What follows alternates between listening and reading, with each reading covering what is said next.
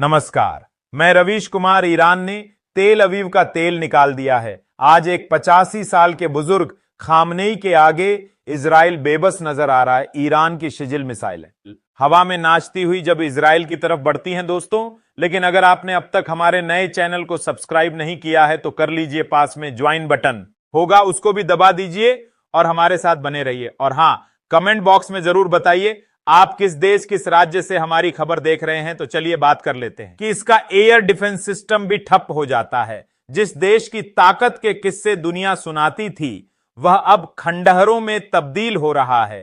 क्या अब अमेरिका को इस युद्ध में उतरना ही पड़ेगा? क्या इजराइल ने अपनी ही गलतियों से पूरे अरब जगत को दुश्मन बना लिया है? आज हम इसी पर बात करेंगे विस्तार से और ठोस तथ्यों के साथ। ईरान ने तेल अवीव का तेल निकाल दिया है।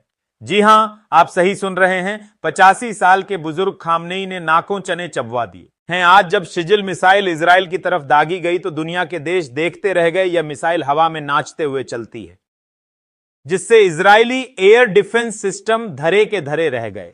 यह मिसाइल ईरान से सिर्फ 7 मिनट में इजराइल पहुंच जाती है और 2000 किलोमीटर तक मार कर सकती है। इससे पहले सुपरसोनिक मिसाइल फतेह 1 से इजराइल के हाइफा, तेल अवीव, बेशरेबा, मगिदो, होलोन जैसे शहरों की बिल्डिंग खंडहर में बदल गई थी। जिस इजरायली एयर डिफेंस सिस्टम की तारीफ दुनिया करते नहीं थकती थी, खामनेई की मिसाइलों के आगे वह फीकी पड़ गई। दोस्तों, ईरान ने अपनी रणनीति बदलते हुए अब जैसे को तैसा वाली नीति अपना ली है। इजराइल ईरान के रिहायशी इलाकों में बम बरसा रहा था। अब ईरान ने भी इजराइल के रिहायशी इलाकों पर मिसाइलें दागनी शुरू कर दी हैं। सोरोका मेडिकल कॉलेज को निशाना बनाया गया। हालांकि ईरान इससे इनकार कर रहा है कि वह रिहायशी इलाकों को निशाना बना रहा है, लेकिन हॉस्पिटल पर मिसाइल गिरी है, यह भी सच है। हमले के बाद इजराइल के रक्षा मंत्री योव गैलेंट ने कहा कि ईरान के सुप्रीम लीडर खामनेई को जिंदा नहीं छोड़ेंगे। दोस्तों, ईरान की गलती सिर्फ इतनी है कि वह खुद को ताकतवर बनाना चाहता है। ईरान परमाणु हथियार बनाना चाहता है। अगर वह ऐसा चाहता है तो इससे इजराइल के पेट में दर्द क्यों हो रहा है? क्योंकि इजराइल तो परमाणु अप्रसार संधि का हिस्सा है ही नहीं, अंतरराष्ट्रीय परमाणु ऊर्जा एजेंसी यानी IAEA का भी कोई सदस्य नहीं है। इजराइल ने भी चोरी से परमाणु बम बनाया है और ईरान पर हमला कर रहा है, यह कहकर कि वह परमाणु बम नहीं बना सकता। ईरान ने अब ठान लिया है कि इस बार इजराइल को सबक सिखाना ही पड़ेगा। अब हालात ऐसे हो गए हैं कि इजराइल को बचाने के लिए अमेरिका को युद्ध में कूदना ही पड़ेगा। ईरान को अकेले संभाल पाना अब इजराइल के बस की बात नहीं रही। समय बदल चुका है और अब ईरान भी बदल चुका है। दोस्तों, इजराइल खुद को ताकतवर दिखाने के लिए उल्टी सीधी बयानबाजी करता रहता है, लेकिन युद्ध के समय नेतन्याहू और उनकी टीम इतनी हताश है कि खामनेई की हत्या करने की बातें कर रहे हैं। नेतन्याहू ने खुद कहा कि यह युद्ध खामनेई की हत्या के बिना खत्म नहीं होगा। ट्रंप ने भी कहा कि हमें मालूम है कि खामनेई कहां छुपे हैं, हम सब जानते हैं, लेकिन हम उनकी हत्या अभी नहीं करेंगे। इसके जवाब में ईरान की गार्डियन काउंसिल, जो विद्वानों का संगठन है, ने कहा कि अमेरिकी राष्ट्रपति मूर्ख हैं। वो ईरानी राष्ट्र के आत्मसमर्पण की उम्मीद करते हुए खुद निराशा में मर जाएंगे, लेकिन ऐसा कभी नहीं होगा। इजराइल ने सबसे बड़ी गलती तब की जब उसने 3 मुस्लिम देशों को अपने खिलाफ कर लिया।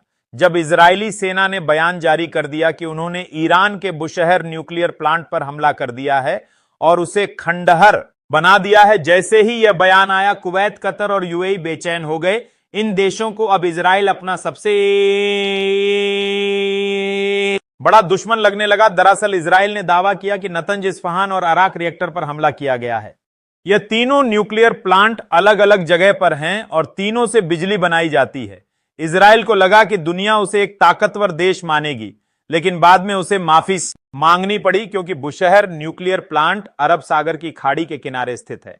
इस प्लांट को रूस ने बनवाया था और ईरान को बिजली देने के लिए यूरेनियम भी रूस ही देता है। यह न्यूक्लियर रिएक्टर इतना बड़ा है कि अगर इस पर हमला हुआ और रिसाव शुरू हुआ तो पानी में जहर फैल जाएगा। दोस्तों, पर्शियन गल्फ या अरेबियन गल्फ का पानी ही कतर, UAE और कुवैत के लगभग 1,80,00,000 लोग पीने के लिए इस्तेमाल करते हैं। इस प्लांट पर हमला करने का मतलब है इन तीनों देशों पर हमला करना, क्योंकि इसकी लीकेज इन देशों की जनता को भी मार देगी। रूस ने भी चेतावनी दी है कि अगर बुशहर प्लांट पर हमला हुआ तो यह ठीक नहीं होगा यूक्रेन के चेर्नोबिल में 26 अप्रैल 1986 को रिएक्टर नंबर 4 में धमाका हुआ था।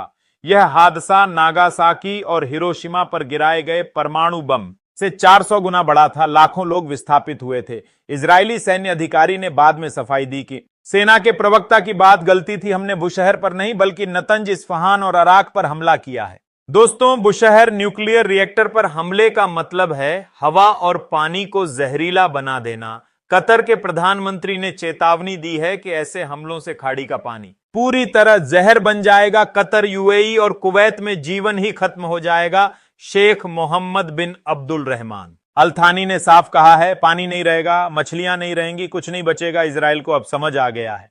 दोस्तों, बुशहर न्यूक्लियर रिएक्टर पर हमले का मतलब है हवा और पानी को जहरीला बना देना। कतर के प्रधानमंत्री ने चेतावनी दी है कि ऐसे हमलों से खाड़ी का पानी पूरी तरह जहर बन जाएगा। कतर, यूएई और कुवैत में जीवन ही खत्म हो जाएगा। शेख मोहम्मद बिन अब्दुल रहमान अल थानी ने साफ कहा है, पानी नहीं रहेगा, मछलियां नहीं रहेंगी, कुछ नहीं बचेगा। इजराइल को अब समझ आ गया है।